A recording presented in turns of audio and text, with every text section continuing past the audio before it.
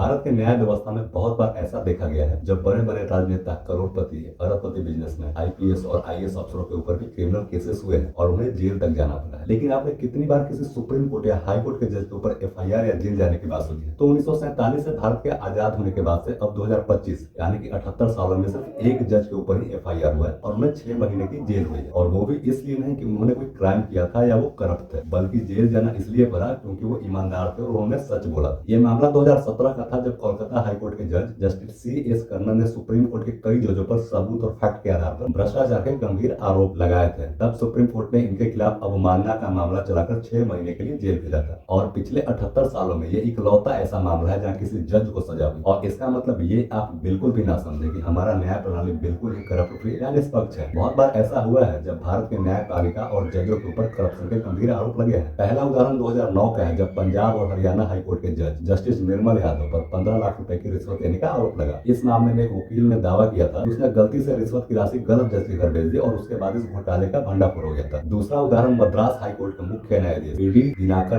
पर तमिलनाडु में अवैध जमीन अर्जन और संपत्ति संचय के आरोप लगे। इसके खिलाफ 16 शिकायतें भी दर्ज की गई, जिसके बाद सुप्रीम कोर्ट कॉलेजियम ने उनकी सुप्रीम कोर्ट में प्रमोशन रोक दी और जांच के दबाव में उन्होंने 2011 में इस्तीफा दे दिया और मामला वहीं का वहीं खत्म हो गया। तीसरा मामला तो सबसे गंभीर है जब 2018 में सुप्रीम कोर्ट के 4 सीनियर जजों ने प्रेस कॉन्फ्रेंस किया और मुख्य न्यायाधीश दीपक मिश्रा पर मनमाने ढंग से केस बांटने और भ्रष्टाचार को बढ़ावा देने का आरोप लगाया। ऐसी घटना न्यायपालिका की निष्पक्षता को तो नहीं दर्शाती। पांचवा उदाहरण 2021 का है जब बॉम्बे हाई कोर्ट के रिटायर्ड जज पर रिश्वत लेकर फैसले देने का आरोप लगा। हालांकि यह मामला भी जांच के अभाव में बंद कर दिया। और छठा उदाहरण तो 14 मार्च 2025 का ही है जब दिल्ली हाई कोर्ट के जज जस्टिस यशवंत वर्मा के सरकारी आवास पर बोरों में करोड़ों के अधजले नोट मिलते हैं और यहाँ भी मामले को दबाने की कोशिश होती है। लेकिन 5 दिन बाद एक वीडियो सोशल मीडिया पर वायरल होने के बाद जज यशवंत वर्मा का ट्रांसफर कर दिया जाता है और एक इंक्वायरी कमेटी बिठा दी जाती है। ना ही घर की तलाशी होती है, ना ही कभी कोई एफआईआर हुआ इस केस में अभी तक, और ना ही ये डिस्क्लोज हुआ कि ये जलने वाला अमाउंट कितना था। बस एक अनुमान के तौर पर इसे 15 करोड़ माना जा रहा है। महाराष्ट्र हाई कोर्ट के चीफ जस्टिस है संजीव बैनर्जी, उन्होंने बताया था कि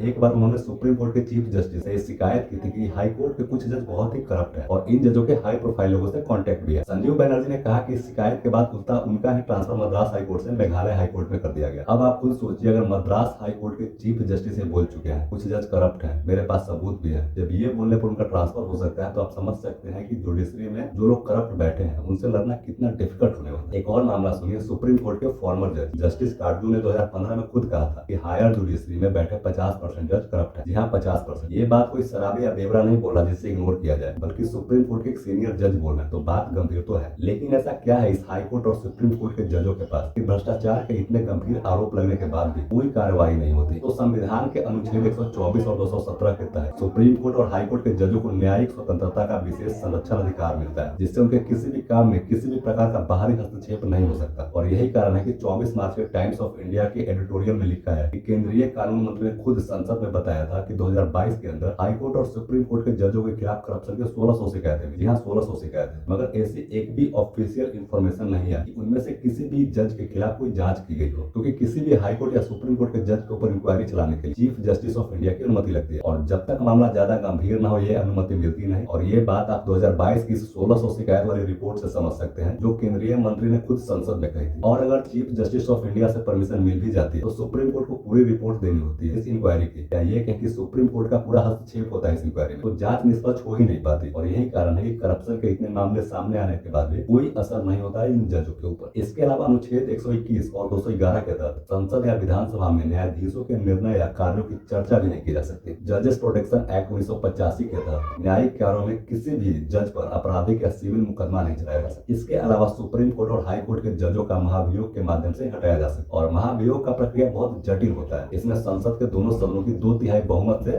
सहमति हासिल करनी होती है और इस महाभियोग से पहले भी बहुत सारे प्रोसेस होते हैं। वैसे तो जज सार्वजनिक रूप से राजनीतिक बयान नहीं दे सकते और किसी राजनीतिक गतिविधि में भी भाग नहीं ले सकते, लेकिन ऐसे बहुत से एग्जाम्पल है जहाँ इस गरिमा को तोड़ा गया है। न्यायमूर्ति रंजन गोगोई सुप्रीम कोर्ट के चीफ जस्टिस रह चुके हैं, लेकिन रिटायरमेंट के सिर्फ 4 महीने बाद ही राज्यसभा से सांसद चुने जाते हैं। न्यायमूर्ति अभिजीत गंगोपाध्याय कोलकाता उच्च न्यायालय के न्यायाधीश थे जिन्होंने फरवरी 2024 में अपने पद से इस्तीफा देकर राजनीति में शामिल होने की घोषणा कर। न्यायमूर्ति रंगनाथ मिश्रा सुप्रीम कोर्ट के चीफ जस्टिस रह चुके हैं और कांग्रेस पार्टी में शामिल होकर राज्यसभा से सांसद बने। और ऐसे बहुत से एग्जाम्पल है जब जज और पॉलिटिशियन का कनेक्शन देखने को मिला है और ये कनेक्शन कहीं ना कहीं गिव एंड टेक सर्विस की तरफ इशारा करता है, जहाँ दोनों एक दूसरे को फेवर कर रहे हैं, सपोर्ट कर रहे हैं।